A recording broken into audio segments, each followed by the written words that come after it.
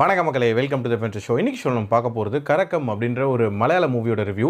இந்த படம் Sony live OTT ஆப்பில் தமிழ் டப்பிங்கோட அவைலபிளாக இருக்குது.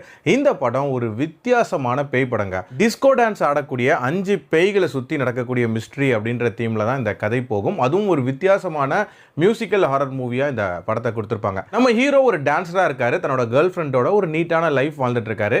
ஃபினான்ஷியலி ஏகப்பட்ட பிரச்சனைகள் இருந்தாலும் அதெல்லாம் பெருசாக பொருட்படுத்தாமல் லைஃப்பை ஜாலியாக என்ஜாய் பண்ணிட்டு இருக்காரு. ஒரு நாள் நியூ இயர் அன்னைக்கு அதை செலிப்ரேட் பண்ணலாம் அப்படின்றதுக்காக அவர் வழக்கமாக போகக்கூடிய ஒரு லாட்ஜுக்கு தன்னோட ஃப்ரெண்ட்ஸை மீட் பண்ணுறதுக்காக போகிறாரு.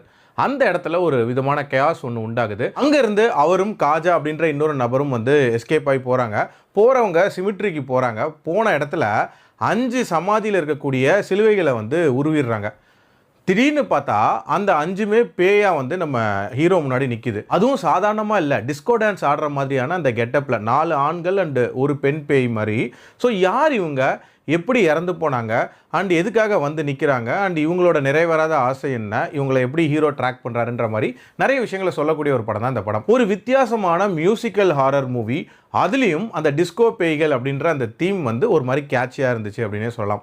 அதுலேயும் விதவிதமான காஸ்டியூம்ஸில் அண்ட் அவங்க அடிக்கடி பர்ஃபார்ம் பண்ணக்கூடிய அந்த காட்சிகள் அப்படின்றதெல்லாம் ரசிக்கிற மாதிரி இருந்துச்சு. டியூரேஷன் வைஸ் 2 மணி நேரத்துக்குள்ளே முடியக்கூடிய ஒரு படம். ஸோ பெருசாக லேக் அப்படின்ற மாதிரி இல்லாமல் அடுத்தடுத்து ஈவெண்ட்ஃபுல்லாக நிறைய சம்பவங்கள் நடக்குது அப்படின்ற மாதிரி தான் கொண்டு போயிருப்பாங்க. இந்த 5 பேர் யார், இவங்க வாழ்க்கையில் என்ன நடந்திருக்கும் இப்படின்ற மாதிரி சின்ன சின்ன எதிர்பார்ப்புகள் பில்ட் ஆச்சு.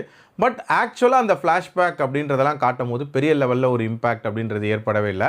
ஆல்சோ இதில் வில்லன் ரிலேட்டடான போர்ஷன்ஸ் அப்படின்றதும் ரொம்ப ரொம்ப வீக்காக இருந்துச்சு. அண்ட் அந்த இன்வெஸ்டிகேஷன், அதாவது இவங்க எப்படி ட்ராக் பண்ணி போவாங்க அப்படின்றதுலையும் பெரிய லெவலில் புதுமை அப்படின்றதெல்லாம் இல்லவே இல்லை. ஒரு மாதிரி தீமை டிஃப்ரெண்ட்டாக யோசிச்சிருக்காங்க. பட் ஸ்டோரி வைஸ் இன்னுமே இம்பாக்ட்ஃபுல்லாக இருந்திருக்கலாம். என்னோட ரேட்டிங் இந்த படத்துக்கு 2.75 அவுட் ஆஃப் 5. டைம் இருந்தால் ட்ரை பண்ணி பாருங்கள். அடல்ட் கண்டென்ட்லாம் அந்தளவுக்கு இல்லை.